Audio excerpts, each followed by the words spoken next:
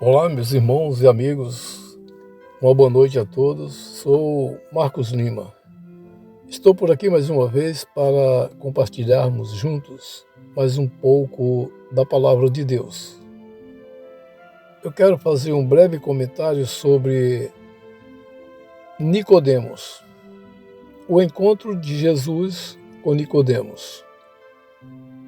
Um certo homem judeu, mestre na lei. Nicodemos era membro do mais alto tribunal de Israel.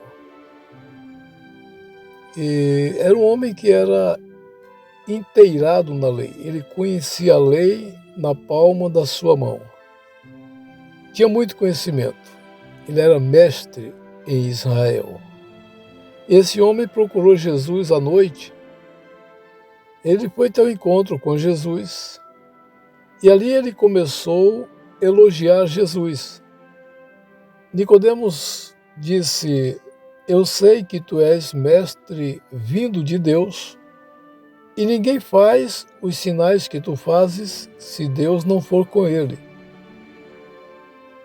Jesus, conhecendo o coração e a intenção de Nicodemos, como ele conhece o nosso coração e conhece a intenção do nosso coração. Jesus diz para Nicodemos: Nicodemos, aquele que não nascer de novo não pode entrar no reino de Deus. Aquele que não nascer de novo não pode entrar no reino de Deus. Explicando melhor, para que você entenda, Jesus está dizendo para Nicodemos: Nicodemos, só pode entrar no reino de Deus aquela pessoa que nascer de novo. Só pode herdar salvação aquela pessoa que nascer de novo. Nicodemos então pergunta para Jesus: mas como nascer de novo? Porventura eu terei que entrar no ventre da minha mãe mais uma vez e sair e nascer outra vez? Jesus diz para Nicodemos: não, Nicodemos, não é assim. Aquele que não nascer da água e do Espírito, esse não pode entrar no reino de Deus. Quando Jesus diz: aquele que não nascer da água e do Espírito, esse artigo lá no latim, significa isto é. Então Jesus está dizendo: aquele que não nascer da água, isto é, do Espírito. Água e Espírito, nós vemos que é a mesma coisa. Aquele que não nascer da água, e isto é, do Espírito, não pode entrar no reino de Deus. Que água é essa? Esta água, Jesus está tratando do Espírito Santo. A água é a palavra de Deus. É a Bíblia Sagrada. É a palavra que lava. É a palavra que regenera.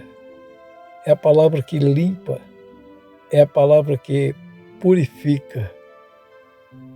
E Nicodemos então faz aquela pergunta para alguém que estivesse ali do lado, poderia até ignorar a pergunta de Nicodemos. Ele pergunta a Jesus: porventura eu tenho que entrar no ventre da minha mãe e nascer de novo? Mas Nicodemos estava dentro da razão dele. Por quê? Porque Nicodemos era um homem mestre na lei, era um homem que entendia tudo da lei, era um homem de um intelecto altíssimo, mas o homem era leigo no tocante às coisas espirituais. Quando Jesus fala da água e do Espírito, Jesus está falando da palavra de Deus e do Espírito Santo. E como é que nasce da água e do Espírito? como acontece esse nascimento? A Bíblia diz em Romanos, no capítulo 10, se em teu coração creres e com a tua boca confessares que Jesus é o Filho de Deus, serás salvo. Eu já ouvi pessoas dizerem que não aceita quando o cristão diz que está salvo. Já ouvi de pessoas dizerem, eu não gosto uma coisa que eu não gosto no crente é porque o crente diz que está salvo, mas não está salvo. Mas presta atenção.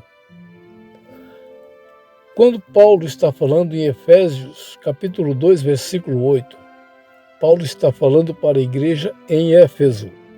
Paulo diz, porque pela graça sois salvos.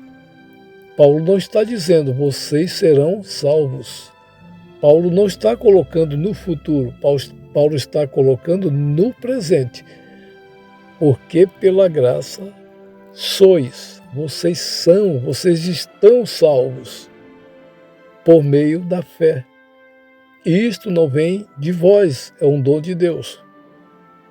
Explicando melhor, Paulo está dizendo, pela graça, isto é, por causa da graça de Deus que foi manifesta lá no Calvário, enviando seu Filho para morrer por nossos pecados, por causa da manifestação desta graça ali no Calvário, vocês estão salvos. E essa salvação não vem por meio de uma denominação, não vem por meio de obras. Esta salvação ela é alcançada por intermédio da fé.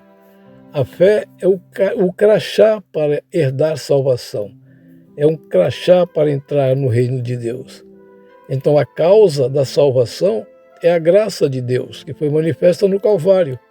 O meio através do qual nós chegamos à salvação é a fé. Que fé é essa? Como que eu adquiro essa fé para ser salvo? A Bíblia diz em Romanos 10, 17, a fé vem pelo ouvir, e o ouvir a palavra de Deus. Esta fé chama-se fé salvífica ou fé salvadora. Essa fé só se adquire ouvindo a palavra de Deus. Quando alguém prega para você o Evangelho, você ouve. Se você absorver, se você guardar esta palavra no seu coração, o Espírito Santo de Deus vai lhe convencer do seu estado pecaminoso. O Espírito de Deus vai lhe convencer de que você necessita de um Salvador. E quando você aceita isso e confessa que quer receber Jesus Cristo no senhorio, no comando, no governo da sua vida, aí naquele momento da confissão, o Espírito Santo de Deus vem, regenera você, faz uma limpeza, faz uma lavagem no seu ser e passa a fazer morada em você. Você passa a ser morada de Deus. Aí Paulo diz para você, você agora é templo do Espírito Santo, você é morada de Deus. Isto acontece instantaneamente, no momento da confissão. Quando você ouve a palavra de Deus, você ergue sua mão e de coração e de lábios você diz que quer receber Jesus como Senhor e como Salvador da sua vida.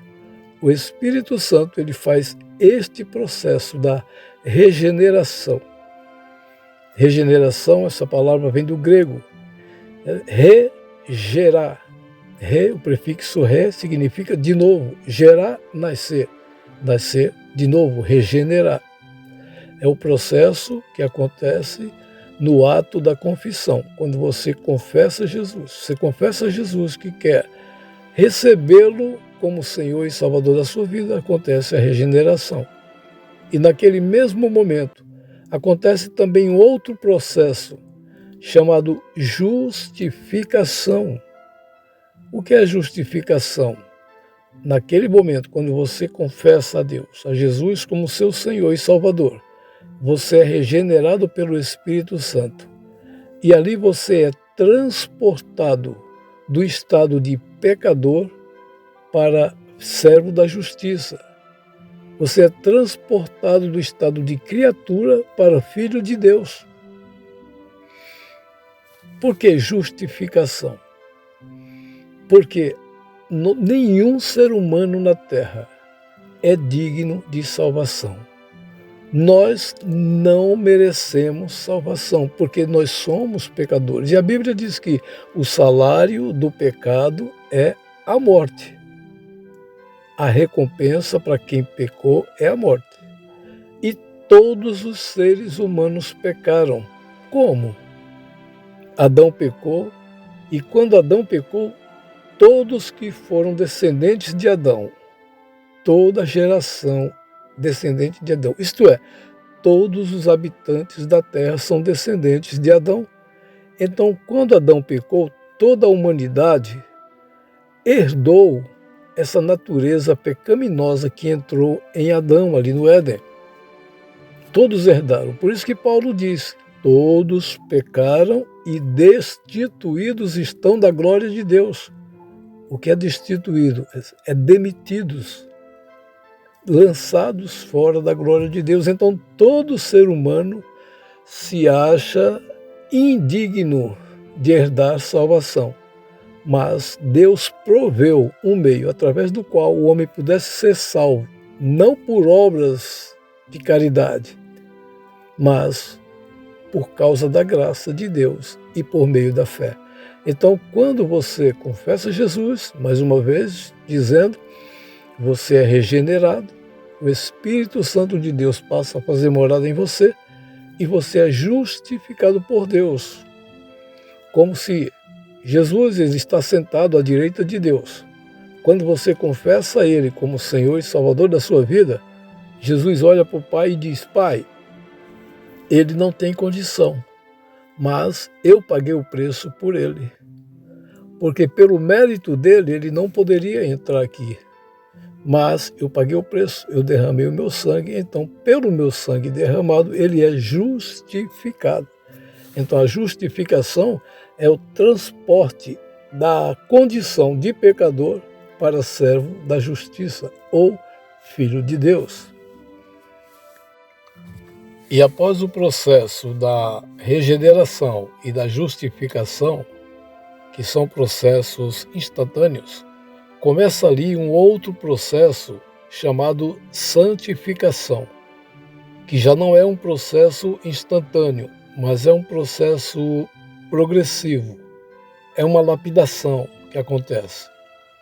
Esse processo da santificação, ele vai acontecendo até o dia da glorificação ou da ascensão do crente no arrebatamento da igreja, quando Cristo vier buscar os seus, ou se o crente partir daqui com Jesus, se partir daqui em Cristo, ele termina o seu processo de santificação. E na volta de Cristo, ele é transformado à imagem de Cristo. Então, meus irmãos, não é por obras que o homem pode herdar salvação. Não é por meio algum, a não ser o nascer de novo. Existem muitas pessoas que estão dentro das congregações, muitas vezes são assíduas aos cultos, às reuniões, muitas vezes até estão pregando a palavra, mas muitos não tiveram um encontro real com Jesus Cristo. Existem pessoas que confessaram Jesus, ao receber o convite, confessaram Jesus, mas não confessaram de coração, confessaram apenas de lábios. E às vezes permanece como evangélicos na igreja por algum tempo, às vezes por anos, mas não chegam ao processo da conversão. porque confessou apenas de lábios, não nasceu de novo, não passou pelo processo da regeneração. E como nós podemos saber se uma pessoa não nasceu de novo? Como nós podemos ver se uma pessoa realmente não está em Cristo? Pelos frutos que ela produz. Jesus diz que pelos frutos os conhecereis. Então, se você olha para uma fruteira, você olha para uma mangueira, você só pode dizer que aquela mangueira é uma boa mangueira se ela produzir mangas saborosas. Então, pelos frutos nós conhecemos. Então, uma pessoa que nasceu de novo, ela tem dentro de si o Espírito de Deus, ela tem o próprio Deus dentro dela. Então, o Espírito Santo que está dentro do homem, que foi regenerado, ele vai levar o homem a anelar pelas coisas do alto. Ele vai transformar o homem à imagem de Cristo. E o homem, quando ele é realmente transformado, quando ele se converteu mesmo, quando ele nasceu de novo, de verdade, ele muda. Nós conhecemos pela transformação. Ele muda os hábitos, ele muda os costumes. O seu falar é diferente do falar anterior. O seu vocabulário muda. O seu andar é diferente. O seu tratar as pessoas é diferente. As suas obras são diferentes, são parecidas com as obras de Cristo. Quando ele fala, é como se Jesus estivesse falando. O homem que nasceu de novo, quando você aproxima-se dele, você pode estar com o seu astral lá embaixo, mas quando você começa a conversar com ele, ele só tem palavras de fortalecimentos, ele só tem palavras positivas para transmitir para você. Você chega perto dele, quando você sai maravilhado. Mas o homem, quando ele não nasce de novo, ele pode passar 40, 50 anos dentro de uma igreja, mas ele não tem nada para produzir. Você chega perto dele, você pode estar com o astral lá em cima, mas se você vai conversar com ele, ele só tem palavras negativas, só tem reclamação, só tem murmuração. Mas o homem que nasceu de novo, o homem que tem o Espírito Santo de Deus, é prazeroso você estar perto dele. Ele sempre tem algo bom para transmitir para você. Então, meu prezado amigo, você que está ouvindo esta palavra, eu quero repetir mais uma vez: o único meio através do qual o homem pode ser salvo, herdar a vida eterna com Deus, é quando ele nasce de novo. Quando um parente de alguém falece, eu já ouvi várias vezes as pessoas têm o costume de dizer que Deus o tenha no bom lugar, mas só vai para o bom lugar se nascer de novo. É a Bíblia quem diz, não é a palavra de homem, é a palavra de Deus. Tem que nascer de novo. Jesus diz, aquele que não nascer de novo não pode entrar lá. Esse é o caminho. Nascer de Cristo, nascer da água, nascer do Espírito. E para isso se faz necessário subir o primeiro degrau. Qual é o primeiro degrau? O homem tem que reconhecer o estado de pecador dele. O homem tem que reconhecer que ele é um miserável, que ele necessita de salvação. Enquanto ele não reconhecer, ele não alcançará a salvação. Enquanto o homem não reconhecer que é pecador, que carece da salvação de Jesus Cristo, ele não vai nascer de novo. Então, nesta noite, Jesus está convidando para aquelas pessoas que não deram este passo ainda. É algo maravilhoso. Você só vai entender quando você tiver essa experiência.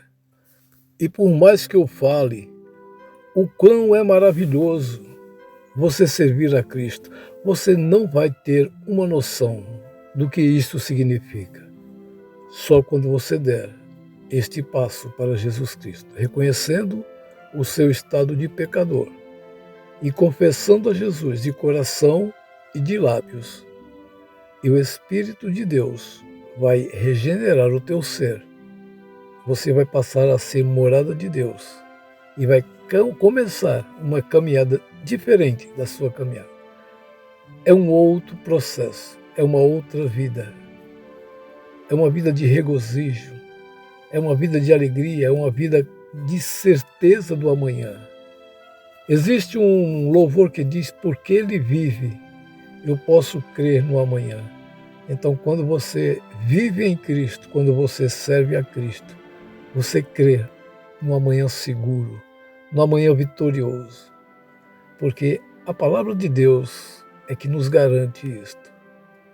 Então, meu irmão, eu quero pedir que Deus abençoe você, seus familiares, sua casa, continue derramando bênçãos sobre a sua vida.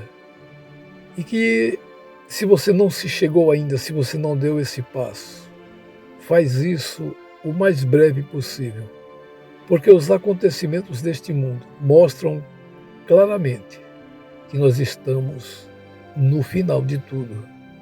Nós estamos no final da história humana na Terra. Jesus está voltando. Vai ser mais breve do que nós estamos pregando. Que Deus abençoe a todos vocês.